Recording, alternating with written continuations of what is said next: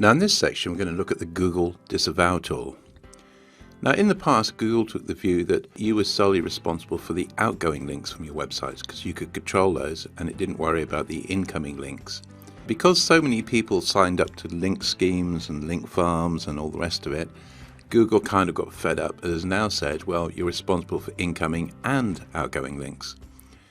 Now the trouble with this is if you've maybe in the past, maybe yourself or your predecessor bought a whole load of links in and you now realize that was a serious mistake, the trouble is how do you get rid of those links? You could try contacting the webmasters of the companies that are linking to you or the websites that are linking to you and ask them to be removed. Chances are if they're a little bit dodgy to start off with, they'll just simply ignore you. So the question is, well, how do you get rid of the links? And the answer is you can't. However, what you can do is you can disavow the links. And what that means is you basically go to Google and say, well, look, I've got a whole load of links from a dodgy website or a couple of dodgy websites. I didn't ask for them. We don't want them. We don't want to benefit from any SEO benefit from them. Can you ignore those links? Can you disavow those links? So that's really what this tool does. It's a way of saying to Google, well, look, there's a whole load of links from somebody else's websites to our websites. We think those websites are dodgy.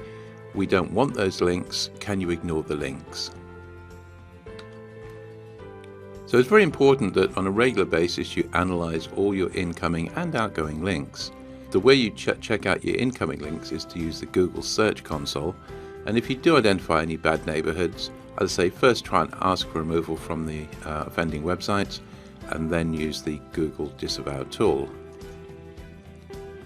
Now in order to find the Google Disavow tool, the easiest thing is just simply go into Google and search using the phrase Google Disavow tool.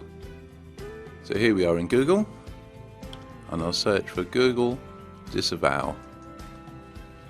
And there it is. That's the first link that comes up. When you go there, basically you need to go and sign in. So once you've signed in, the page will look something like this. And you just, if necessary, select your website if you're controlling more than one website. Then click on where it says Disavow Links.